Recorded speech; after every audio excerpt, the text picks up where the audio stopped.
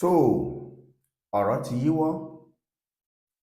Àwọn kábíyèsí ilẹ̀ Yorùbá wọ́n ti fà á já mọ́jọba Nàìjíríà lọ́wọ́, pàápàá àwọn olóṣèlú.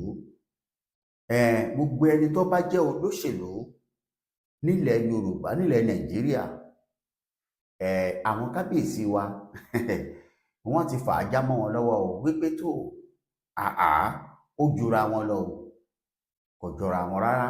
Ẹ má fi lọ̀ wá àmọ́ jẹ. Ni mo fi sọ pé wèrè sún bí wèrè bá sún kò gírí, wèrè á fárígá. Àwọn lọ́balọ́ba ti fárígá o, látòrí ìjọba Bọ́lá Tinubu tó fi dórí local government chairman. Lórí ìkíni ẹ farabalẹ̀, fídíò bẹ lórí ètò tẹ́wò níbi tí àwọn kábíyèsí tí wọ́n ti bọ́ sọ́ọ̀lẹ̀, tí wọ́n fi orí adé, tí wọ́n ní adé rèé, àgbélẹ̀ jẹ́jẹ́jẹ́, ṣe bí adé la rí. Gẹ́gẹ́ bí òwe àgbà, wọ́n ló orí ló dúró là ń bọ̀wọ̀ ọrùn. Wọ́n ní àwọn mú bí adé àwọn gbélẹ̀ báyìí. Kí ló fẹ́ ṣẹlẹ̀? Òfin wo lẹ fi di àwọn gangan tó tọrọ àwọn fi dà báyìí? Ta lẹni tí wọ́n rán? Ẹ̀mí pẹ́ mọ́. Ọmọ Yorùbá, mo wá ń sọ fún yín pé tẹ́ ẹ̀ bá gbàgbé, ohun tá à ń sọ náà rèé o. Èyí tí bàbá wa Pòfẹ́sọ̀ Banji Akíntóyè ń sọ pé tó ẹ̀yin ọba tẹ́ ń bẹ nílẹ̀ Yorùbá, bá a bá ti lè lómìnira, lẹ́yìn náà bá bọ́ ayé, ẹ bá kó lọ́wọ́ àwọn amúnisìn, àwọn irú ọmọ yín tí wọ́n sọ pé kẹ́ ẹ máa wá ṣe yẹ ẹ̀sà fáwọn. Àmọ́ níbi tá a bá a dé yìí, pàápàá jùlọ lórí ètò ààbò ilẹ̀ Yorùbá, àwọn tó ṣe o, àwọn káàtó, níbo ni wọ́n ti sọ̀rọ̀? Ẹ mára balẹ̀, gbogbo fídíò ẹ̀ ní gbé wá hàn yín lọ́kọ̀ọ̀kan, tẹ́ fi mọ̀ wípé ẹ bá ń ṣe gbòsà fún àwọn kábíyèsí yìí.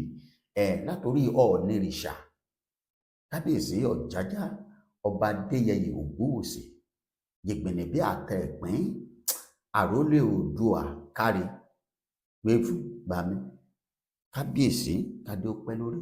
Fún gbogbo ọba tí ń bẹ ilẹ̀ Yorùbá, ilẹ̀ kóòtù òjìrì, ó ṣe kábíyèsí fórí adé gbogbo. Ẹ wò ó, yàtọ̀ sáwọn tó lọ wé láwàní, àwọn oníláwàní ni ò sí sàlámà lẹ́kùn fún. Ẹ gbọ́ mi, àwọn yarí pátápátá ni. Ẹ má jẹ́ ń gbà yín lásìkò. Ẹ kọ́kọ́ wo fídíò eléyìí náà, kọ́rọ̀ mi bá lè yé yín, kẹ́ má wò pé àfihàn ń gbà yín lásìkò. Òun rèé, ẹ bá ń wò ó padà bọ̀. The co-chairman is Imperial Majesty Oba Dr. Adeyeye Ogunwusi Ojaja II CFR, Oni of Ife. Kábíyèsí o. We are kings, and our ruling is not tenured.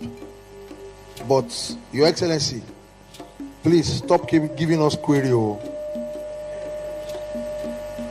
You will quote law for us now that you are the one that appointed us. We traditional rulers. And I'm very sure my other brother kings can confirm that. Also Sultan of Sokoto. We are not competing with you.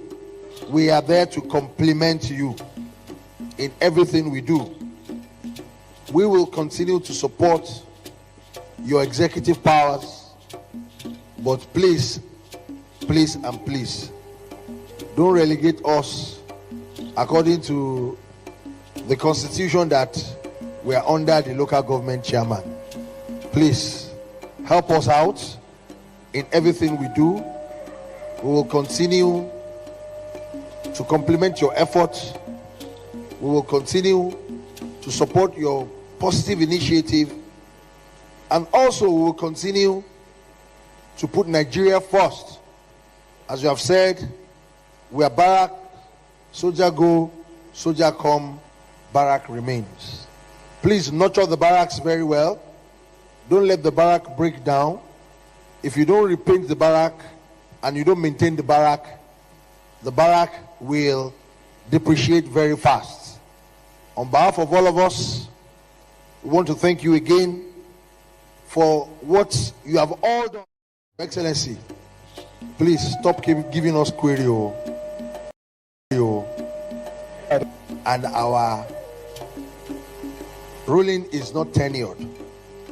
But Your Excellency, please stop giving us query. You will quote law for us now that you are the one that appointed us. We traditional rulers. And I'm very sure my other brother kings can confirm that. Also Sultan of Sokoto. We are not competing with you. We are there to complement you in everything we do. We will continue to support your executive powers, but please, and please, don't relegate us according to the constitution that we are under the local government chairman. Please help us out in everything we do. We will continue to complement your efforts. We will continue to support your positive initiative, and also we will continue to put Nigeria first. As you have said, we are barrack, soldier go, soldier come, barrack remains. Please nurture the barracks very well. Don't let the barrack break down. If you don't repaint the barrack and you don't maintain the barrack will depreciate very fast. On behalf of all of us, we want to thank you again for what you have all done. Excellency, please stop giving us query. Mo pa ní àṣẹ gbogbo ọ̀dájú ogun tó sọ pé òrìè rí ọ̀nà àbáyọ iná Ọlọ́run máa jó wọn dànù. Olúwa rán mi sí gbogbo ẹ̀yin ènìyàn tẹ́ ń gbọ́ mi. Ó pẹ́ tí Anna ti lọ sí Ṣírò ṣùgbọ́n lọ́jọ́ kan á dá Anna lóhùn. Ogun wo lẹ́yìn náà là kọjá tó dàbí pé tí ń gbàdúrà tí ò sí ọ̀nà àbáyọ. Ṣé ní ìlú tẹ́ wà ní òkè òkun, ṣé ní Nàìjíríà ni, ṣé lórí iṣẹ́ ni, lórí ọmọ ni, ohun gbogbo lórí ìgbéyàwó ni, ohun gbogbo tẹ́ ń là kọjá tó dàbí ogun. Ẹ jẹ́ a jọ gbàdúrà, ẹ jẹ́ a jọ wá ojú Olúwa.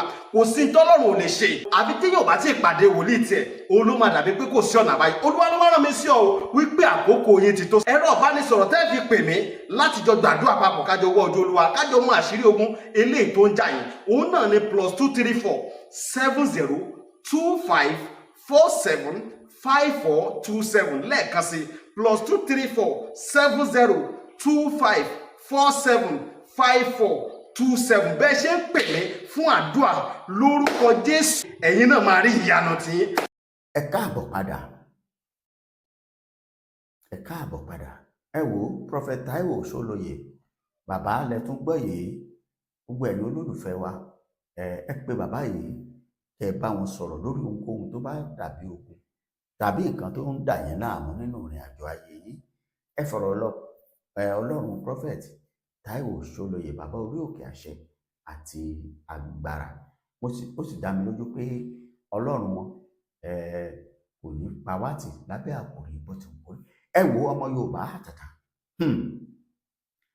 Ṣé bẹ́ẹ̀ gbọ́ nǹkan tí kábíyèsí ọba Adéyẹyè Ògúnwùsì Ọ̀jájá tí bàbá yìí sọ fún àwọn gómìnà níbo lẹ ti rí?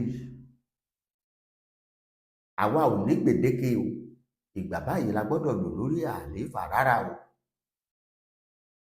Ẹ gbọ́, ta ló lè lò, ta la láṣẹ láti gbà wáṣẹ̀ wáyé?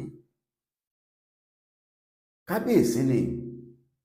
Àmọ́ nígbà tí ọ̀làjú dé, tí wọ́n fi búrẹ́dì tí wọ́n fi kó àwọn bàbá wa lómi ọbẹ̀ jẹ, tí wọ́n fi òṣèlú tí wọ́n ti wọnú wọn, eléyìí ló mú kí àwọn olóṣèlú kí wọ́n máa pàṣẹ fún kábíyèsí ọba aládé, kírú local government chairman tó jẹ́ ọmọ bíbí inú wọn kó máa pàṣẹ fún wọn pé tó bí wọ́n bá fẹ́ kó nílé wọ́n gbọ́dọ̀ jẹ́ kó wọ́n mọ̀ ta ló bí.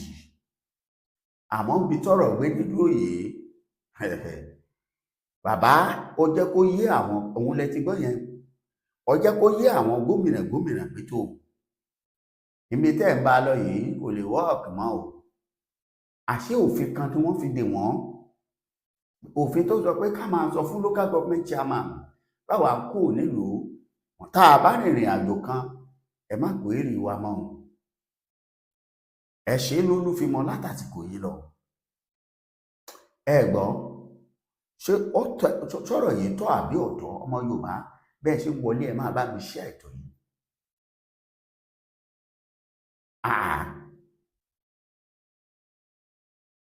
Ẹ mọ̀ pé ọ̀rọ̀ àgbà tí ọba ṣẹ lówùúrọ̀ yóò ṣẹ lọ́jọ́ alẹ́. Ohun tí ló lè Sunday Adéyẹmọ ń pariwo níjọ́sí ó padà wá ṣe àbí ọ̀ṣẹ́. Ohun tí bàbá wa Pòfẹ́sọ̀ Adébánjí Akíntóyè ń sọ ó padà wá wá tí mo ṣe àbí ọ̀wà báyìí ó ti padà dòun. Iná ìlà ṣe ń sọ fún yín wípé ẹ̀yin àgbààgbà Yorùbá, ẹ̀yin lọ́balọ́ba ṣe ṣura yín lóṣooṣù ọ̀pọ̀. Ibi tẹ́ ẹ bá tọ̀ sí tó bá wó ṣoṣooṣù iná ẹ̀ lọ́tọ̀ náà. Kì í ṣe pé kálukú ń dá tiẹ̀ sí. Kájọ dìde gbìrà, ká gbára wa lọ́wọ́ Gàmbàrí, ká gbára wa lọ́wọ́ àwọn tó ń pọ́n wa lójú nílẹ̀ yìí. Èmi ni ti Pọ́ọ̀lù, èmi làpólò, ẹ fìyún lẹ̀. Ẹ gbọ́, àní ẹja fìyún lẹ̀, ẹja kò ń bẹ̀, ẹja bọ́ síbòmí, ẹja déhùn ejò ká mú tẹ̀kọ̀ ẹ̀ dáadẹ́. Ẹ̀yin gómìnà àtẹ̀yin ìjọba àpapọ̀ olófin, ẹ ti gbọ́rọ̀ báyà bẹ́ẹ̀ gbọ́. Ẹ ṣé àdúpẹ́, á tún pàdé, ó dàbọ̀.